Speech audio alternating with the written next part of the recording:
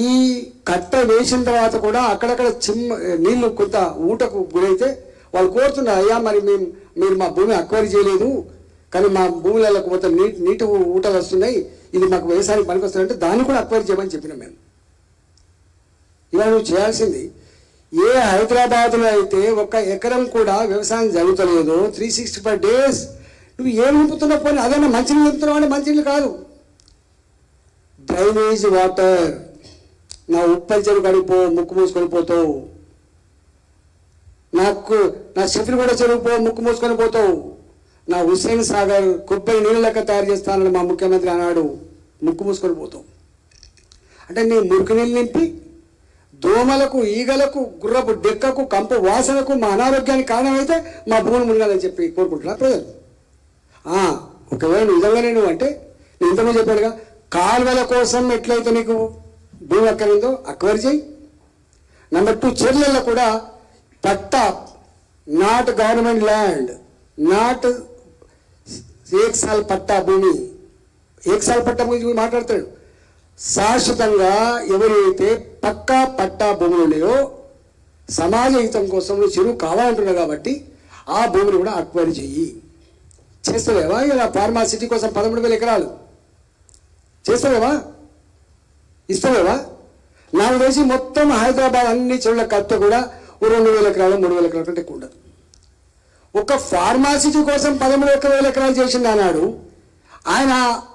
అక్వైరీ చేసినాడేమో కోదండరెడ్డి లాంటి వాళ్ళు ఏం మాట్లాడిందంటే, ఎట్లా తీసుకుంటారు రైతుల భూములు, ఎవడబ్బ సంబంధం తీసుకుంటాడు, ఎట్లా ఇస్తావు ఆ కంపెనీలకు, డ్రగ్స్ కంపెనీలకు, వాడికి ఒక కెపాసిటీ ఉందా కొనుక్కోవడానికి అన్నావు. మరి నువ్వేం చేస్తావు? పెద్ద నగరమే కడతాడు అక్కడ, ఎవడబ్బ సంబంధం కడతావు?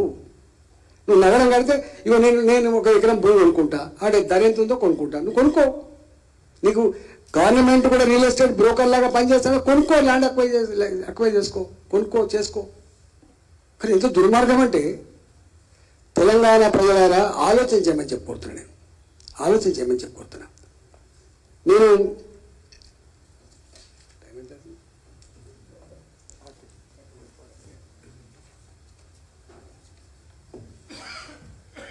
నేను చాలామంది చెప్పాలంటే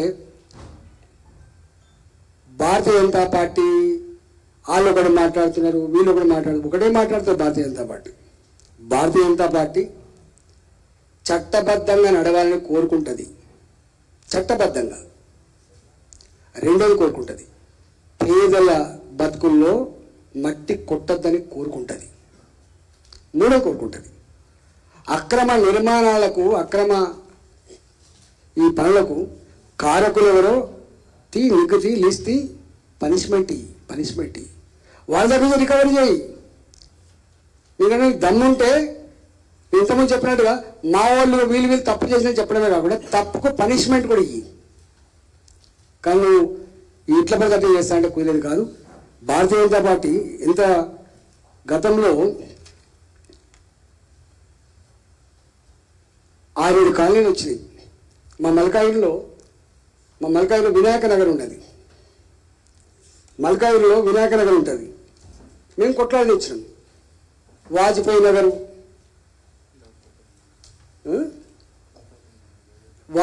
నగరు, అయోధ్య నగరు, దత్తాత్రేయ నగరు, ఇవాళ భగత్ సింగ్ నగరు, ఎన్నెన్ని నగరాలు, ఒక బాలాజీ నగర్. ఇవాళ భారతీయ జనతా పార్టీ ఆనాడు వలస వచ్చి పేదరికంలో మధ్య వాళ్లకు పార్టీ మానవత్వంతో వాళ్ళకు అండగా ఉండి పట్టాలు ఇప్పించారు, 60 గజాల పట్టాలు ఇప్పించారు, ఇల్లు కట్టించారు. భారతీయ జనతా పార్టీ కన్స్ట్రక్టివ్గా పేదల పక్షాన ఆనాడు దెబ్బలు తిన్నారు, కేసులు పెట్టినా కూడా భరించారు. మేము కాలనీలు కట్టించాం. ఇంతలో మా మల్లారెడ్డి గారు చెప్పినట్టుగా, మా మల్లారెడ్డి గారు అనేక చెప్తా ఉంటాడు ఎప్పుడు పోతే.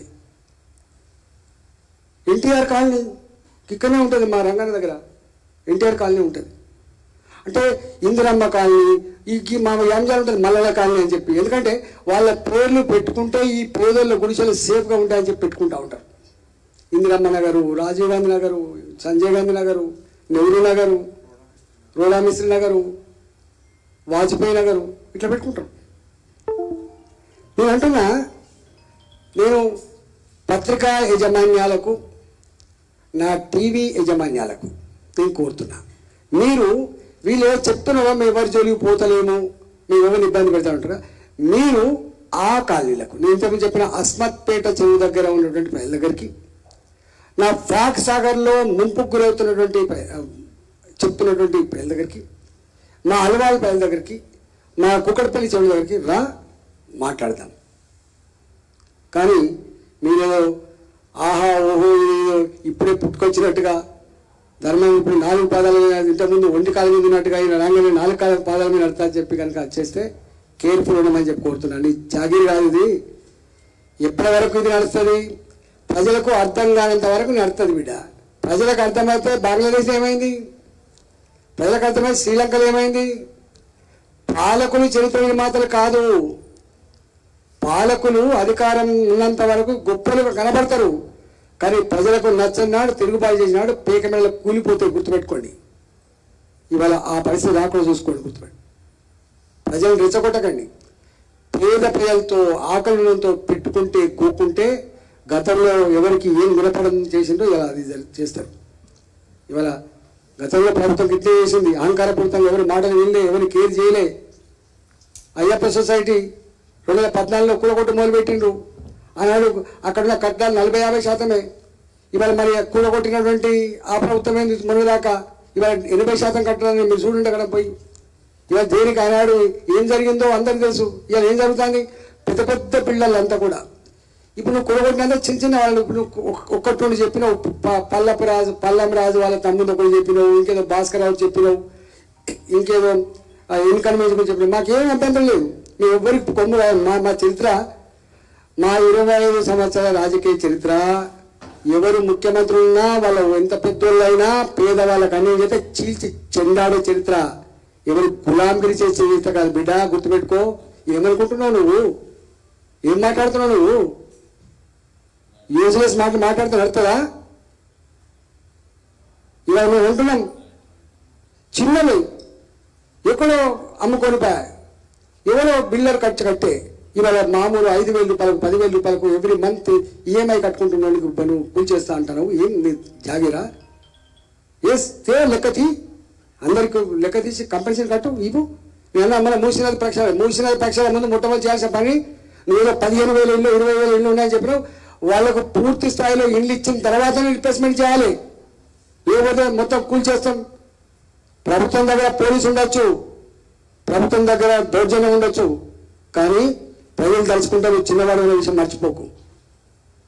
నేను అంటున్నా, ఆ గవర్నమెంట్లో ఇవాళ సీనియర్ మంత్రులు ఉన్నారు, మరి ఆ ప్రభుత్వంలో ఆ పార్టీలో కార్యకర్తలు నాయకులు ఉన్నారు, వాళ్ళకు కూడా అర్థమవుతుంది.